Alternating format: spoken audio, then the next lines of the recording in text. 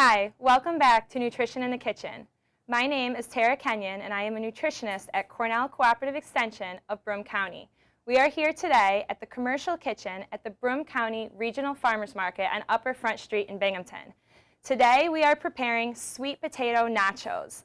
This is a really healthy alternative to traditional nachos, and if you're starting off 2021 like many of us, you have a goal of eating a little bit healthier this year. So this dish will help keep you full longer. You'll be less likely to snack on salty, sugary, and fatty foods. So let's see what we have here for our sweet potato nachos. This recipe calls for 1 sweet potato, and I'm making a personal plate today. If you're going to be serving for more people, you can just double or triple the recipe. So I have 1 sweet potato, which I've already washed. I have 1 tablespoon of olive oil. And I have some spices. I have 1 teaspoon of chili powder. I have 1 teaspoon of garlic powder and 1 teaspoon of paprika. I've also added a little bit of salt and pepper in there as well. And I've already mixed them together here. I have a 1/3 cup of black beans. These are just canned black beans. And just make sure you always rinse your black beans from a can to remove any of that excess salt. I have 1 chopped tomato. You could also use canned tomatoes. Remember, try to look for a no salt added variety and always rinse and drain them as well. I have 1/3 cup of low-fat shredded cheese and some additional toppings. One option for a topping is avocado, and the other we have is plain non-fat Greek yogurt. This would be in place of using sour cream like in normal nachos. So first, I'm going to cut my sweet potato into 1/4-inch rounds. If you have a mandolin, you could do that, which would give you some even slices. And if not, you can just use a large knife. I cut off the ends because those aren't really going to be necessary in this dish. And I keep the skin on my sweet potatoes. It has a lot of nutrients and all the fiber, so it will give you that extra boost of nutrition. So just being very careful, just try to make even slices. The more even they are, the better they will cook and not burn when you put them in the oven. So you'll take those 1/4-inch rounds and put them into a bowl. For this part, I'm going to put on gloves because it's going to get a little messy. First, we're going to rub the sweet potatoes with our oil and spices. I like to first add my spices to the oil so that it's more evenly distributed when I put them onto the sweet potatoes. Also, we want to make sure that we're preheating our oven to 425 degrees. Once I have the spices mixed in with the oil, I'm going to put them on top of the sweet potatoes. And I'm going to try to rub them in as evenly as possible so that each potato slice is covered in the oil and spices.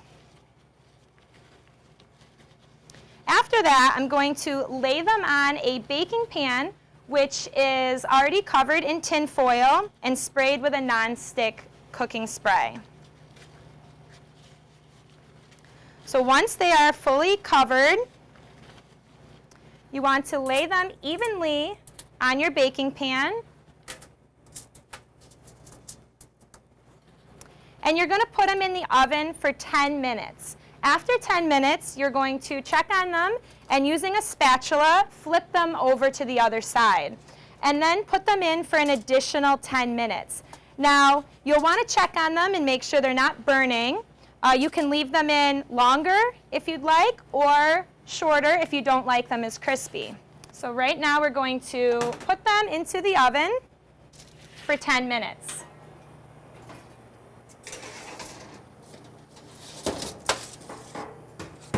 Here we have some sweet potato rounds that we've already cooked for 10 minutes on each side, and we're ready for the next step.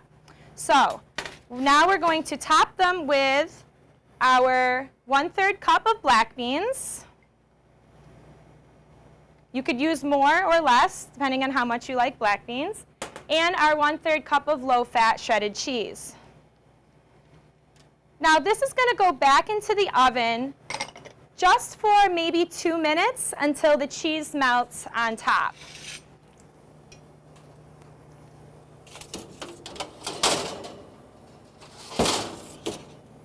When that's finished, it will look a little bit like this, and I'm going to transfer this to a plate so that we can put the remainder of the toppings on.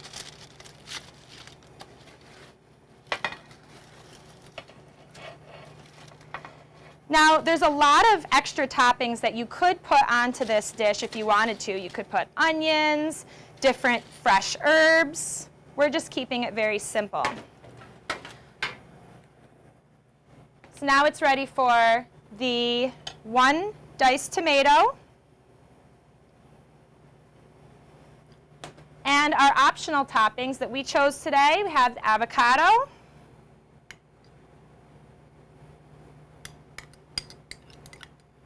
and a little bit of plain Greek yogurt.